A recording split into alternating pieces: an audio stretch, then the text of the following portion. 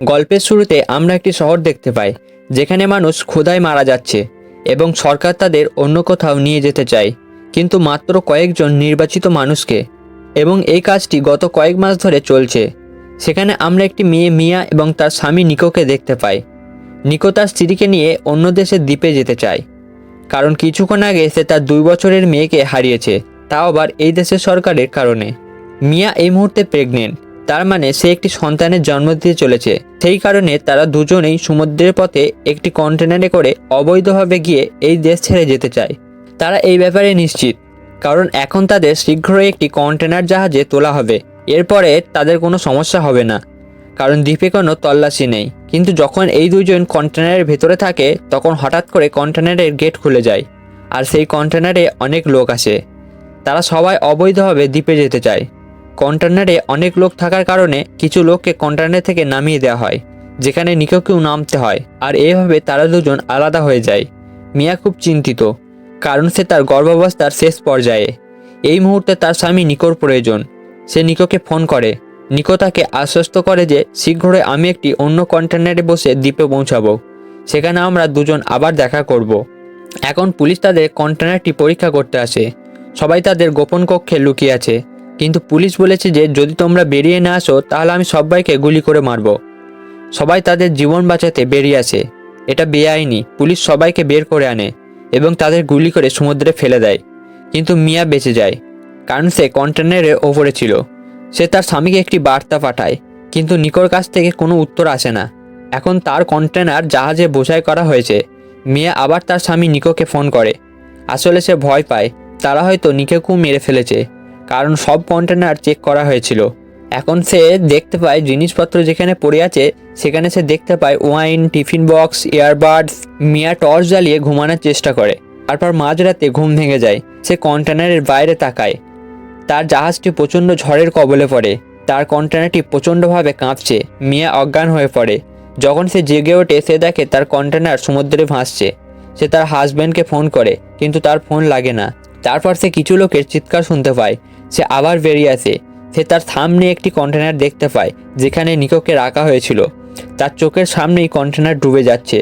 নিকোর সাথে দেখা করা তার শেষ আশাও ভেঙে যায়, কারণ সে কন্টেনার ডুবে গেছে যার ভেতরে নিকো আছে। এখন মিয়া খুব চিন্তিত হয়ে পড়ে। সে নিজের জান নেওয়ার চেষ্টা করে, কিন্তু তারপর তার মনে পড়ে তার অনাগত সন্তানের কথা। তাই সে ছুরি ফেলে দেয়। সে কাঁদতে কাঁদতে ঘুমিয়ে পড়ে। হঠাৎ ঘুম ভেঙে যায়। সে দেখে যে কন্টেনার পানিতে পূর্ণ। অনেক চেষ্টা করার পরও সে নিজেকে বাঁচাতে পারে না এবং সে মারা যায়। তারপর সে জেগে ওঠে। আসলে এটা একটা ভয়াবহ স্বপ্ন ছিল, কিন্তু এখন কন্টেনারটা সত্যিই ধীরে ধীরে পানিতে ভরে যাচ্ছে।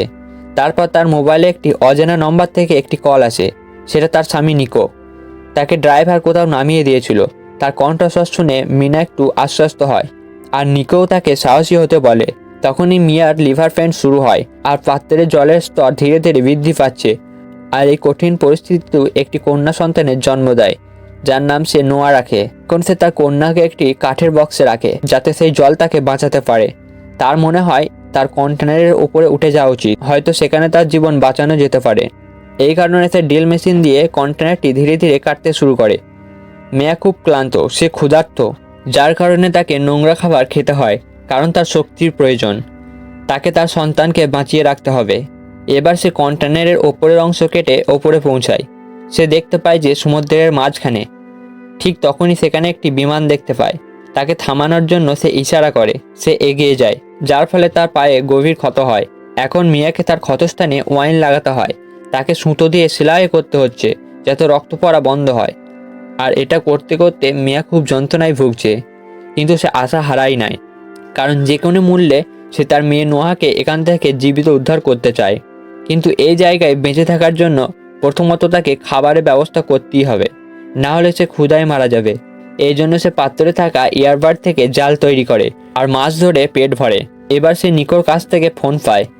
সে তাকে বলে যে তাকে গুলি করা হয়েছে আর হয়তো সে বাঁচতে পারবে না। এই কথা শুনে মিয়া খুব দুঃখিত, কারণ তার শেষ আশাও এখন ভেঙে গেছে। সে ভেবেছিল নিকো তাকে বাঁচাতে আসবে। সে নিকোকে বলে তার একটি মেয়ে আছে এবং সে নিকোকে তার মেয়ের কণ্ঠস্বরও শোনায়। ঠিক তখনই ফোনটা কেটে যায়। মিয়া এখন খুব দুঃখী, আর এই দুঃখে সে কন্টেনারের ওপরে শুয়ে কাঁদছে। আজ 32 দিন হয়ে গেল এই কন্টেনারে থাকার পর। সে জানে তার মেয়েকে বাঁচাতে কিছু একটা করতেই হবে, তাই সে বাকি কন্টেনার দিয়ে একটি ছোট ভেলা তৈরি করে, যেখানে তার মেয়েকে রেখে সমুদ্রের মধ্যে রেখে দেয়। কারণ কন্টেনারে ক্রমাগত জল ভরে যাচ্ছে, সেই সাথে সে মাছটিও ধরে আছে। ঠিক তখনই একটি পাখি তার কাছে আসে, যা দেখে সে বুঝতে পারে যে কাছাকাছি একটি তীর আছে, কিন্তু সে জানে না সেই তীর কত দূরে, কারণ এই পাখিরা সমুদ্রে অনেক মাইল ভ্রমণ করে। এখন রাত, আবার কন্টেনারের সেই গর্তগুলো যা মিয়া আগে বন্ধ করে দিয়েছিল এগুলো খুলে যায়, যা কন্টেনারের ভেতরে দ্রুত পানি ভরতে শুরু করে। মিয়া এখন কন্টেনারের ভেতরে চলে যায়, কারণ সেখানে তার প্রথম সন্তানের ছবি আছে, আর সে ছবি সে আনতে যায়। তার পাশে এখানে রাখা জিনিসের মধ্যে আটকে যায়, জল সম্পূর্ণ ভরে গেছে। তার সাথে তার মেয়ের ভেলা, যেখানে সে তার মেয়েকে রেখেছিল, সেটাও কন্টেনার থেকে দূরে সরে যেতে শুরু করে। মিয়া কোনো রকমে সেখান থেকে বেরিয়ে আসে। সে দেখতে পায় তার মেয়ের ভেলাটি আর কোথাও নেই। সে খুব চিন্তিত হয়ে পড়ে, কারণ এত অন্ধকারে ভেলা দেখা একেবারেই অসম্ভব। ঠিক তখনই একটি তিমি মাছ তার মেয়ের ভেলার চারপাশে এসে পড়ে, যা পানির ফোয়ারার ওপর দিকে ছুঁড়ে দেয়। আর যখন জল মিয়ার মুখে পড়ে, তখন সে ঘুম থেকে জেগে কাঁদতে শুরু করে, যা দেখে মেয়ে একটি বুদ্ধি পায়। সে দ্রুত নোয়ার কাছে যায় এবং তার ভেলায় ঝুলে পড়ে। সারা রাত এইভাবে ঝুলে থাকে। পরের দিন সকালে যখন ঘুম থেকে ওঠে, তখন সে বুঝতে পারে সে এভাবে বেশি দিন বাঁচতে পারবে না। সে তার মেয়েকে ধন্যবাদ জানায়, কারণ কয়েকদিন আগে সে তার জীবন শেষ করার সিদ্ধান্ত নিয়েছিল। আর যখন সে এটা করতে যাচ্ছিল, ঠিক তখনই সেই মুহূর্তে নোয়া যে তার পেটের ভেতরে ছিল, সে ভেতর থেকে লাথি মারে, যার ফলে মিয়া তার সিদ্ধান্ত পরিবর্তন করেছিল। মিয়া এখন দেখতে পায় যে তার উপর দিয়ে অনেক সিগাল উড়ে যাচ্ছে। তার কাছে যে মাছ আছে সেগুলো জলে ফেলে দেয়, যাতে আরও বেশি সিগাল এখানে আসে। আর দূর থেকে কেউ তাকে দেখতে পায়। অনেক সিগাল তাদের চারপাশে আসতে শুরু করে, আর এমনটাই হয় যেমনটা মিয়া ভেবেছিল। অনেক দূরে একজন জেলে আছে যে তাদেরকে দেখতে পায়। সে দ্রুত তার নৌকাটি তাদের কাছে নিয়ে আসে। সে দেখতে পায় যে ভেলায় একটি মেয়ে আছে, কিন্তু মিয়ার কোনো চিহ্ন নেই। সে অবাক হয়ে দেখে সমুদ্রের মাঝখানে এই মেয়েটি কোথা থেকে এসেছে। সে মেয়েটিকে তুলে আনে। সে দেখতে পায় যে ভেলার সাথে ইয়ারফোন দিয়ে একটি দড়ি আছে, আর যখন সে সেই দড়িটিকে টেনে নেয়, তখন মিয়াও দড়িটি বেয়ে ওপরে উঠে আসে আর মিয়াকে তাদের নৌকায় নিয়ে আসে। মিয়ার শরীরে আর প্রাণ নেই। তারা তাকে সিপিআর দেয়। অনেকক্ষণ ধরে সিপিআর দেওয়ার পরেও মিয়ার কোনো জ্ঞান ফিরে না, কিন্তু যখন তারা সিপিআর দিতে থাকে, তারপর মিয়ার শরীরে প্রাণ আসে। আসলে পানি ভরার কারণে তার শরীরে শ্বাস প্রশ্বাসের যে নলগুলো ছিল সেগুলো বন্ধ হয়ে গেছিল, কিন্তু জল বেরিয়ে আসার পর সে আবার শ্বাস নিতে শুরু করে। মিয়া প্রথমে তার মেয়ের নোহার কাছে যায়, তাকে জড়িয়ে ধরে। মিয়া দেখে যে এরা একটা কাফেল, যারা তাকে এবং তার মেয়ের জীবন বাঁচিয়েছিলেন। তাদের সাথে তাদের ছেলেও আছে। এখন তারা মিয়া এবং তাদের মেয়েকে নিয়ে তীরে যাচ্ছে। আর এটা আয়ারল্যান্ডের উপকূল, যেখানে সবকিছুই ঠিকঠাক, যেখানে মিয়া এবং তার স্বামী নিকো সবসময় আসতে চেয়েছিল। এই দৃশ্যের সাথে এই সিনেমাটি এখানেই শেষ হয়ে যায়। কাহিনীটি ভালো লাগলে ভিডিওতে একটা লাইক দিয়ে আমাদের চ্যানেলটিকে সাবস্ক্রাইব করবেন, যাতে আরও এরকম কাহিনী আমরা শুনতে পাই।